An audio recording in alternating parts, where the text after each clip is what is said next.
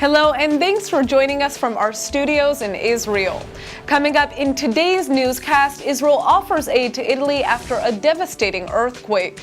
The IDF comes under fire from the Gaza Strip, and Israel welcomes a special 100-pound baby.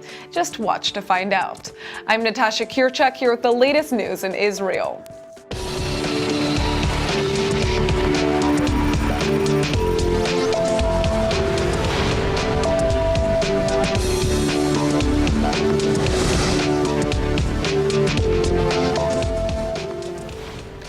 Israel is sending its condolences and offering aid to Italy after a massive earthquake shook the center of the country, leaving over 250 people dead. The magnitude 6 quake struck at 3:36 in the morning and has completely leveled 3 remote mountain towns in the center of the country. Stavamo dormendo tranquillamente, quando all'improvviso abbiamo sentito un rumore tremendo, il letto che si muoveva, gli armadi che le ante si aprivano e sbattevano, è crollato tutto il muro, le finestre, insomma è stata una cosa paurosissima. Tutti amici che non ci stanno più. Rome even felt the deadly natural disaster. Many people are still trapped under rubble and hundreds are injured. Sono passati già dei terremoti negli anni, ogni 7-8 anni c'è un terremoto, ma come questo ormai lungo e brutto. Beh, un po' bene, un po' male, perché devo dormire poco, non si dorme tanto, capito? Perché? Perché la paura è stata tanta. È stato quasi 1 minuto e mezzo di terremoto naturale, mica più. Madonna, ti metteva paura. Ti imbestiallate dentro casa, che molto là. Ma stanotte l'ha sentita qualche scossa? È stata una stamattina alle 5. In quel momento lei che cosa ha pensato? Che ha fatto? Che poi oramai ci avevo abituato. Da ieri ogni 2-3 minuti faceva una scossa. Israel wants to lend a helping hand, but a spokesperson for the Israeli Defense Forces says the army has not been informed if it will be dispatched for search and rescue operations. Dozens of emergency service staff and volunteers are peeling through the wreckage in hopes of finding more people alive. Most of the deaths have occurred in and around the villages of Amatrice, Accumoli, and Arcata del Tronto. Ancora stiamo utilizzando le unità cinofile come primo punto di ricerca e stiamo mettendo in campo tutto quello che abbiamo per continuare le ricerche. Le informazioni confluiscono, i siti stanno tutti quanti al lavoro e stiamo ancora lavorando per cercare più possibile persone vive. Attività costruttiva, queste componenti costruttive è impegnativo, però bisogna sperare, bisogna lavorare per pensare che ci siano ancora persone vive da salvare. Lavoriamo contro il tempo per cercare di trovare più persone vive possibile. This earthquake marks the most powerful one in Italy since 2009, when L'Aquila was hit. The tremors were strong enough to be felt 150 kilometers in Rome, where authorities have now ordered structural tests on the Colosseum. Italy's Jewish community has pledged aid to the areas that have been the hardest hit by the earthquake. And the Rome Jewish community has already set up a center where people can donate blood to aid victims of the earthquake. Israeli naval forces came under fire off the shores of Gaza this morning as they were arresting 2 Palestinian fishermen who entered restricted waters. Luckily, no soldiers were hurt. So far, no group has claimed responsibility for the gunshots at the Israeli patrol boat, which did not return fire at the source of the shooting. The Navy did, however, fire earlier warning shots in the direction of a Palestinian boat after it crossed the maritime border with Israel, where fishing is strictly prohibited. One of its occupants was injured in the process and evacuated for medical treatment and interrogation. While the detention of Palestinian fishermen for violations is pretty common, shooting at IDF ships is a rare occurrence. It looks like the efforts to put together a rally in Israel for Donald Trump have been a dismal failure. That's at least what Jerusalem Post reporter Gil Hoffman believes. He sat down with ILTV's Steve Leibowitz to discuss why there's no enthusiasm in Israel for Trump's presidential candidacy. If one visited Modi'in yesterday, one could have seen a small rally for Donald Trump. and there's also other groups around, I understand, that are working for the Hillary Clinton campaign right here in Israel. What's going on, Gil? Well, there are anywhere between 200 and 400,000 eligible voters in American elections living in Israel today. And people look back to the election in 2000 that was decided by a few dozen votes in Florida. There are a lot more than a few dozen Floridians living in Israel, and they say, hey, let's throw some money over here too. And you know what? It's ridiculous. We saw yesterday in Modi'in, I was there, almost no one came to what you just called our rally. That wasn't our rally, that was a photo op. There were a lot more reporters than there were potential voters there in Modi'in. There were a lot of balloons. The balloons outnumbered the voters as well. It was just a really pathetic attempt at throwing way too much money at such a small amount of people. I wish the political parties that work in the Knesset, in the building in back of me right now, would make a third of the effort that the Democrats and the Republicans are making on us now. Well, I have lived in this country since 1974. I never vote in the U.S. elections. I don't know if you vote. How many of those 200,000 to 400,000 eligible voters do you think will actually vote for the elections in a country that they don't live in? Look, they claim that close to 100,000 voted last time. But last time there was a real urgency among Israelis who almost unanimously saw Barack Obama as being a threat to Israel's future. Now they look at an American election and they might see a lot that they don't like about both candidates. But when they're talking about Israel, are both saying the right things.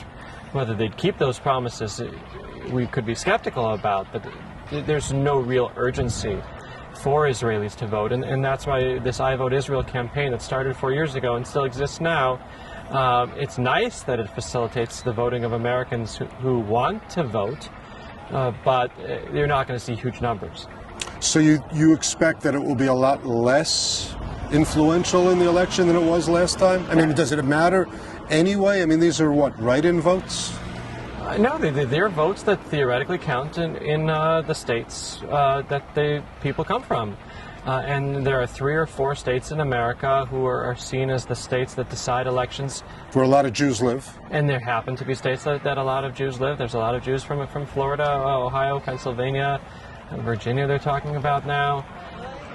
They theoretically could make a difference, but I don't think they will. So, as we look down the road, would you say that there will be an increase in this campaign as we head towards November? Will it rise to a fevered pitch? Or will it basically be something that some people, Americans like those that support that, I guess, that celebrate the 4th of July? Hey, a lot of people celebrate the 4th of July. Fireworks and hamburgers, you never need too many excuses for that. But to go and really make an effort to put Hillary Clinton or Donald Trump in mail that in Israel barely exists nowadays, that the mail system is as pathetic as it's ever been, I don't see you're going to see them voting in droves. I'll put it that way. Are you going to vote, Gil? You don't have to say, but you can, because the next question, if you say yes, is who are you going to vote for? But 4 years ago, I was in Chicago. I covered Barack Obama's victory party for the Jerusalem Post. I went to morning services at my synagogue, and my ballot box was there. It was kind of hard to say no to it. This time it's a little bit easier to sit this one out, Steve. Gil Hoffman, thanks so much for being with us at ILTV. Pleasure. Syrian opposition groups are claiming that Israeli warplanes have struck Hezbollah targets within Syria, but Israel has not confirmed any of the allegations. Several Arab media sites are reporting that Israel carried out airstrikes on the Shiite terror group in the Kalamun Mountains, which sit along the Syrian-Lebanese border. So far, the Israeli army has declined to comment on the reports, but a Twitter account linked to Hezbollah is denying them. The Kalamun range is considered one of Hezbollah's main strongholds because it links Damascus to eastern Lebanon, and is supposedly used as a route for weapon trade between the Syrian regime and the Lebanese terror group. Since the start of the Syrian civil war, a number of airstrikes in Syria have been attributed to Israel, but the Jewish state has only admitted to carrying out one round of strikes last April to prevent Hezbollah from obtaining advanced weapons. Most people tend to think that firearms are a relatively new invention, but what if I told you that about 1,000 years ago some weapons were actually filled with fire? Just imagine the surprise of a central Israeli family who just found out that they had an artifact like that inside their very own home. The Israeli Antiquities Authority was just invited by the family of the late Marcel Mazlia to look over a collection of metal objects he picked up from the Mediterranean Sea while working at a coastal power station. The Givatayim household, located just outside of Tel Aviv, was amazed to find out that a medieval hand grenade was among the items. Experts explained that this early handheld metal weapon was commonly used in Israel between the 11th and 14th centuries. It was hurled at enemies during the Crusader, Ayyubid, and Mamluk periods, after being filled with Greek fire and sealed. The family donated the grenade and other fascinating objects to the Antiquities Authority, including a 3,500-year-old knife, 2 ancient mortars and pestles, and parts of candlesticks. Most of the treasure trove is believed to have actually been manufactured in Syria and likely to have fallen overboard from a metal merchant ship while being brought to Israel during the early Islamic period. Curators say that such trade was thriving throughout the region at that time. And now a warm welcome to Rabbi Ronen Neuwirth, who will guide us through this week's Torah portion. Thanks so much for coming in. Thank you for inviting me. So to begin, tell us about this weekly parasha. So it's interesting because this parsha is actually a long speech of Moshe Rabbeinu, like most of the book of the Torah Sefer Dvarim. And the parsha speaks mainly about preparation towards entering the land of Israel. Moshe Rabbeinu from the beginning is describing the essence and the virtue of this special land, the foods and the flowing rivers, and but also at the very same time he gives us some warnings about the dangers that might happen if we will forget the past, if we will forget where we came from. We might forget our future, and even more so towards the end of the parsha, there's a second segment which we recite every day in our prayers from Kriyat Shema. This is part of the covenant, that if you'll listen to my commandments, the land will flourish and you will be here, and if God forbid, you will stop listening to my commandments, you will exile, which unfortunately we've seen in our history. Now we are back, thanks God, but this is something we've seen in history. So in a sense, this weekly portion, the Parsha, is a very quick overview of Jewish history, of the past, of the present, and the future. So what kind of message does this parsha send to us right now? So obviously, like in every parsha, there are a few layers of messages. Maybe let's begin with the most basic and fundamental and initial one. It's interesting because Moshe Rabbeinu in his speech is mentioning the manna, the heavenly bread that we've eaten in the desert for 40 years. Just to remind everyone, that was the way God provided them with food every single day. They got this heavenly bread that came from above, like kind of rain, and there was never any lack. Each one had exactly and precisely how much he or she needed, and whatever was left over just melted. And that was the experience of 4 years. What is fascinating, as opposed to the original description of that the Torah was using for, like in the book of Exodus, for the man and for the heavenly bread, that it was delicious and very tasty, and everyone could have tasted whatever they've imagined. In this weekly portion, Moshe Rabbeinu is giving a whole different explanation. He calls this man, this heavenly bread, the bread of affliction. That God afflicted you and He brought you to hunger, and He fed you with the man. And this is fascinating. Like why this is a bread of hunger? It's supposed to be everyone had exactly what they needed. But the basic explanation is very simple. In the desert, they had what they needed every single day. But when they went to sleep, they did not have anything in the bank account, no savings, nothing. They went to sleep with an empty fridge, with no food for tomorrow. They had to wait every single day for the food to be provided. It's a huge test of faith, daily faith in the divine presence in God that is protecting them. Now, Moshe Rabbeinu is telling the people, now you're about to enter the land of Israel. And there, as opposed to the desert, you will have everything you want. It's a flourishing land. You'll have fruits and vegetables and flowing rivers, everything. And you'll build houses and cities and malls, and you'll develop one of the startup nation. But the fear that you might forget. Don't forget where you came from. Because if you'll forget where you came from, you'll forget your destiny, your final destination in the future. And therefore, you should remember this affliction of the man, which reminded you every single day that everything that you have is actually miraculous. It's from God, it's from heaven.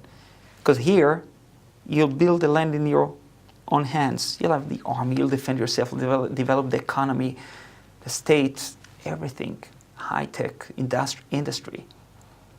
And you might forget what brought you to that miracle. Just 70 years ago, you were in ashes, in Auschwitz, in Treblinka. Thanks God, 70 years later, one of the most developed countries in the world. But if we forget the past, what we went through, we'll forget what's our future, where our future is supposed to be. And I believe this is the essence of the Parsha. Therefore, one of the commandments we have in a Parsha is the commandment of Birkat Hamazon, meaning blessing after we're eating food. And the reason for blessing is not because God needs us to bless Him. It's for us. It's a reminder. So we will be reminded every single day where everything we have is coming from, not to take it for granted, to be part of Jewish history, and therefore part of Jewish future. This parasha also mentions the sin of the golden calf. Can you tell us about that? It is true. It mentions the sin of the golden calf and the second tablets that we received afterwards. And I believe it is connected to the very same message, and that's why this is part of this parsha, which apparently is unrelated. How come the children of Israel sinned with the golden calf? Just 40 days earlier, there was this amazing event. The Torah was given. They've heard the voice of God from heaven. How come 40 days later they can take this calf that they have created and say, these are your gods of Israel? Does not make any sense. But I think it's the very same reason. What they got in the Mount of Sinai, they actually did nothing in order to attain that level. Because just 50 days earlier, they were still in Egypt. They were idol worshippers. They were slaves. So they went through a crash course of understanding God. Just 50 days. It did not hold water. They've seen something. It made the impression, but they were unable to internalize. And therefore the tablets shattered. Everything they had just shattered. And they had the sin of golden calf, which actually brings them back to where they were before they left Egypt. Now, we need to do the second set of tablets. And there's one major difference. The first one was done by God. The second one, God tells Moshe Rabbeinu, Psolecha, you should make this second set of tablets. Now you have to work, internalize, make it something of your own. And that is exactly the message. We've got so many things from God. But when the time of independence comes, we need to create our tablets, which will always remind us of our destiny, of our values, of our destination, where we came from, and where we're headed. So it's very interesting because in the ark, which was placed in the tabernacle and later on in the temple, there were the two sets of tablets. The smashed one, the shattered one, which were made by God, and the second set of tablets, which were full and complete, but were made by a human being, by Moshe Rabbeinu. And it's a tremendous message. Whatever God gives us is not enough. We have to internalize. We have to make it something of our own. We have to remember, and then it becomes real. And therefore, the second set of tablets, that's a real one. Like, again, what we had in the desert, we should never forget what we had in the past. All Jewish history, thousands of years. But that's the secret of our eternity. The ability to remember where we came from, to remember our core values, and therefore, always to see the future, to strive and to dream about the future. And thanks God, we are now part of the future, being back in the land of Israel, just as we see now in our weekly portion, the option of exile, but obviously the final scenario of getting back to our homeland.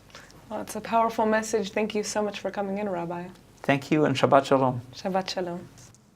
It's a boy. Israel is welcoming a special new baby, only he's 100 pounds and has horns. This week, Tanda, Israel's 23-year-old white rhinoceros, gave birth to her first calf, and Israelis are flocking to the zoo to check him out. Tanda was brought to Israel's Ramat Gan safari 13 years ago for breeding. Interestingly, Israeli terrain is very similar to the parts of Africa in which rhinoceros typically live. This is the 28th birth of rhinos at the safari here in Ramat Gan. Our zoo's been breaking all records in rhino births in recent years due to our very excellent condition, which are very like the conditions that they would have in Africa. So Tanda here, this is her first baby, was born just a few days ago. She's an excellent and experienced mother, so she knows exactly what to do. She's keeping him away. And she's nursing him, taking very good care of him. White rhinos are the largest species of rhinoceros. They have wide mouths used for grazing, which is why they're also known as square-lipped rhinos. The impressive mammals can weigh up to 3.6 tons and can reach over 6 feet. Plus, they're also supposedly the most social of the species. But sadly, today there are only 20,000 left on Earth.